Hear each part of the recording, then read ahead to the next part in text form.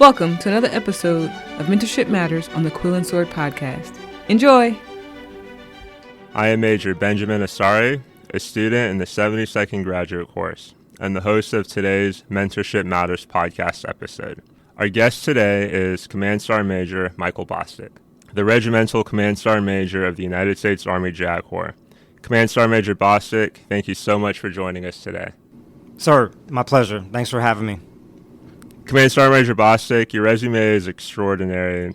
Your experience is prolific in so many ways at the tactical and operational level, in organizational and strategic leadership roles, and in the academic and professional military education space. You have been deployed to Baghdad, Iraq, and Bagram, Afghanistan. You have served in the Special Operations Community and TRADOC, and you have a master's degree in leadership from the University of Texas, El Paso, just to name a few. I've also had the pleasure of interacting with you on different occasions when I was a captain with the 25th Infantry Division in Hawaii, Tropic Lightning, and an LLM candidate here at T-Jaglis, and all of these were positive experiences. And Command Star Major Bostic, aside from it just being an honor to get the opportunity to interview you and giving the opportunity for our listeners to have the experience to learn from you, they can read your bio, they can pull up resources about things that you've spoken about and commented on your priorities, but I'm hoping that you can give our listeners a sense of who you are, maybe something outside of the bio before we get started into the Mentorship Matters podcast. Yes, sir. I'll take a stab at that. And I have to start by saying I'm just a regular person. I happen to wear the uniform for the past, 30 plus years. I started out joining the Army for a challenge, to have fun, to do something else with my life. Growing up in South Carolina in the 90s, graduating high school, it was different, a lot different than it is now. But I've been blessed with opportunities to be around great people and to give to others. But when I first joined as a young private, paralegal in the JAG Corps, again, just like privates now, graduate AIT, trying to fit in, trying to help my NCO, trying to help the judge advocate, help that attorney, solve the problems of the organization. And then as I progressed, yes, NCOs knife-handed me, hammer-fisted me, took me to training, gave me opportunities to just be great. And one thing I will share, I had a young leader, my first assignment, who really made me earn it. Now, soldiers or paralegals and attorneys have so many systems of record. Like, you need to do a legal action, you open up a document, you open up MJO, and you enter someone's DODIN or their social, and out comes a template. No, not back in the 90s. It was, hey, here's a template sitting right next to you. Type it all up from scratch, to work on our typing skills. So again, coaching and exposure to the basics was important back then. Why do we do things a certain way? For attention to detail, because every action we do has someone's life on the other end of it, and that's how I see a lot of things. Be the best at what we're doing, take a lot of pride in our jobs, and the Army really does that from the ground up. We tried our best to instill a lot of pride and accountability in everything we do, and I think sometimes our juniors that are joining our branch, they take that for granted.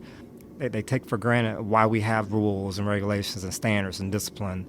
And when it's too late, we're like, oh, wow, I guess I missed it.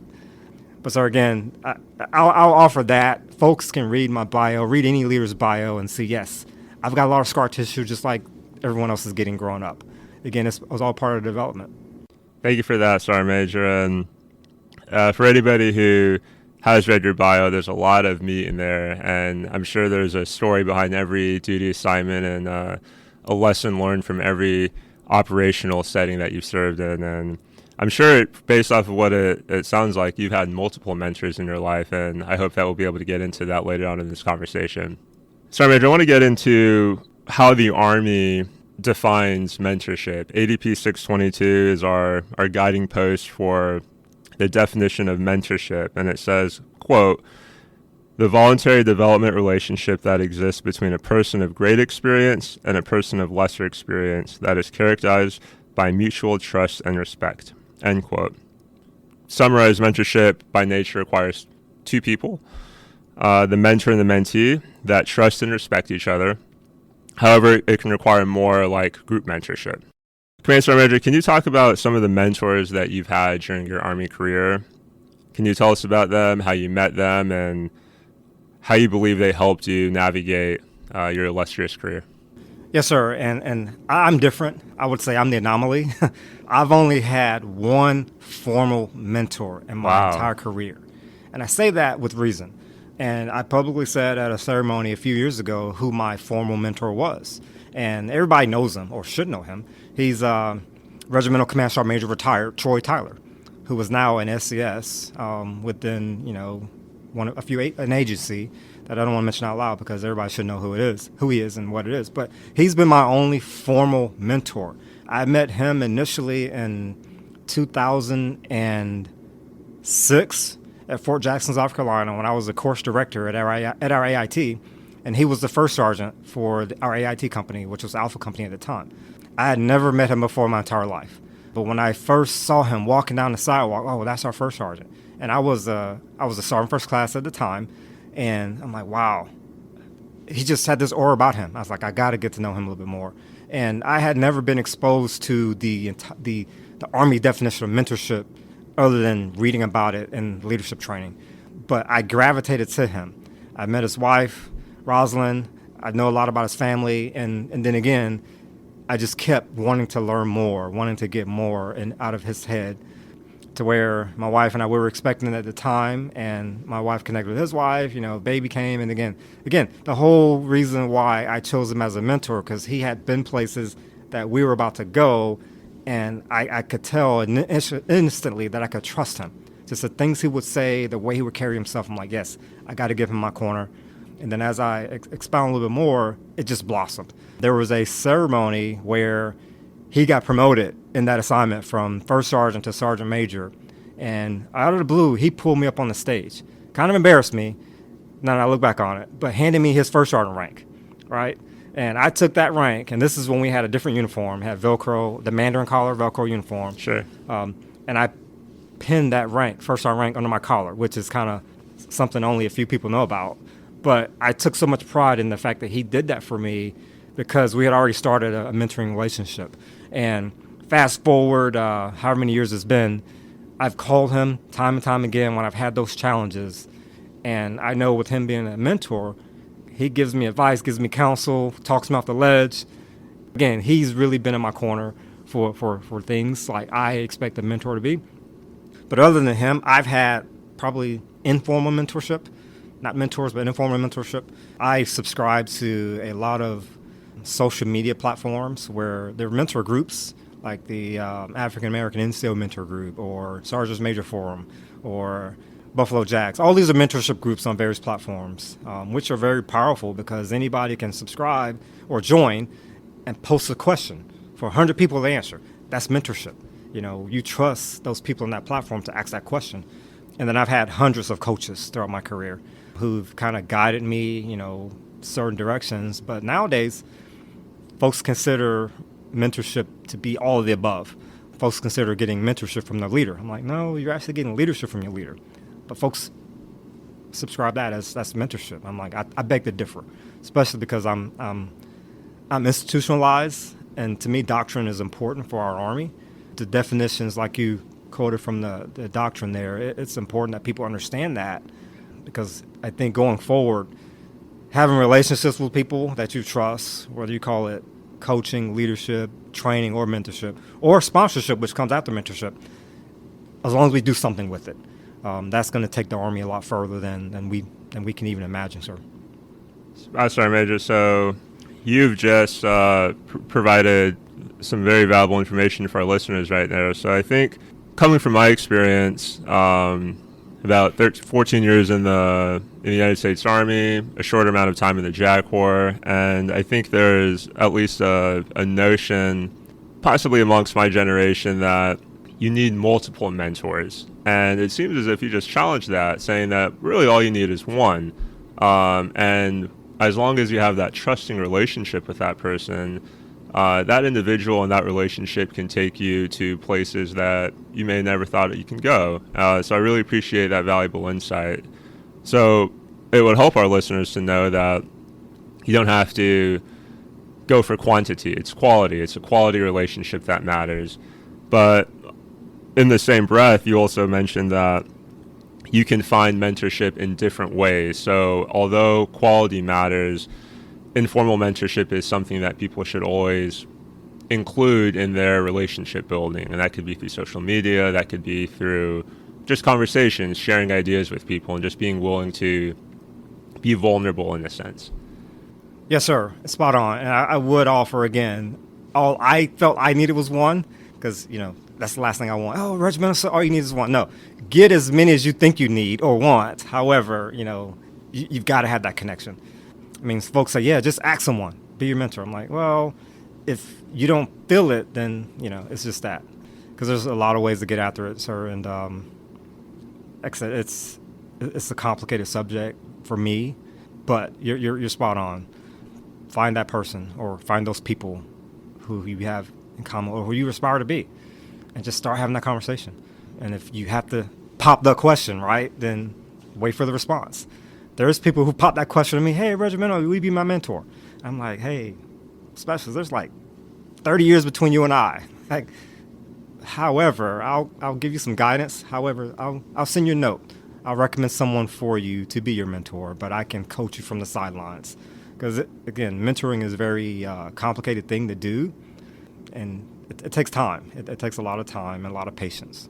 Sorry, I appreciate you bringing that up. So I want to go deeper based off of what you just said, and it seems like you phrase it as pop the question. And it seems like that is the mental block that people have when it comes to starting a relationship. Maybe there's a fear or a lack of courage to develop that relationship. Can you explore that? What is it? What is holding people back? Why are they fearful about starting such a beneficial relationship by all accounts? So if I could speak generationally or culturally in the same breath, it's just that. Generation after generation, we view life differently. We view relationships differently. I'm not going to attribute Generation X, Y, Z, or whatever generation we're about to be in, but some folks like to do things face-to-face. Other folks, okay, I can pull my phone out and get in a mentorship relationship right now. And sometimes like, hey, Sergeant Major, hey, ma'am, sir, can I get some mentorship from you real quick? I mean, we don't have a relationship. It's just I'm in the moment. Someone just threw that phrase at me, and I know they want guidance. I know they're not looking for a one-on-one enduring mentorship relationship. We just like to throw that word out there sometimes because it changes the conversation. Like, oh, wow, I really got to focus on this person. Hey, Sergeant Major, I need some counseling right now. Okay, what'd you do wrong? Like, what do I need to fix you from or fix you for what happened yesterday? And it's just that. People think you have to have it formalized. We're trying to get apps and we're trying to get platforms. And I caution people when we start getting super formal with it and start tracking things, I think a certain generation who really trying to reach with mentorship are going to pull away, right? If we get too formal with it. Because it's a conversation. It's multiple conversations. It's trust. It's, hey, if I need to send a text to my mentor right now, I can, right? And they will respond to me eventually. Maybe not this moment, or I can need a call or an email or a text. However you communicate, but it's just that. Mentorship is communication with that person you trust. And when folks are like, oh, I'm in a tough spot. I got a board coming up. Or I got a contested case coming up. I'm helping my judge advocate on, and I'm trying to help myself be more value added to the team. And now I'm going to call my mentor. Hey, Sergeant Major, remember back in the day where you did X, Y, and Z? How did you get through that? And then I could pick up, a regulation and read some black and white doctrine or some black and white guidance and match that with what my mentor said and, figure out what I'm going to do myself.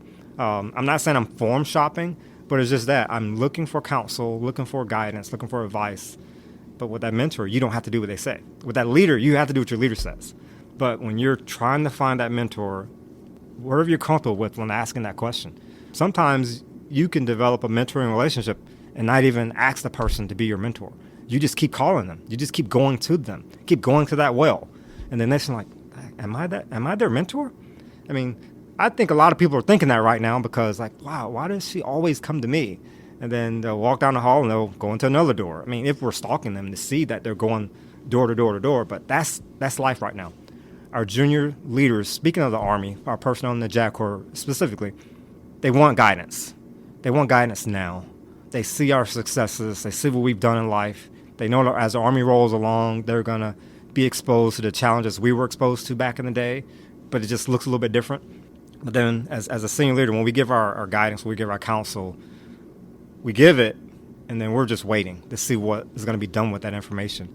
If that helps, sir. I know I went off a little bit with that response. Sergeant Major, that was wonderful. I think that it's comforting to know that the JAG Corps, by nature of having this podcast, by their emphasis on mentorship in the field, as well as the social media groups and platforms that they're creating, are speaking exactly to what you're addressing right now, that mentorship doesn't need to be a rigid relationship. And I think by providing these informal opportunities will help freeze that chill that people, I think, in our generation have of wanting to start something, because there are other opportunities and there are more comfortable opportunities to begin a mentorship relationship.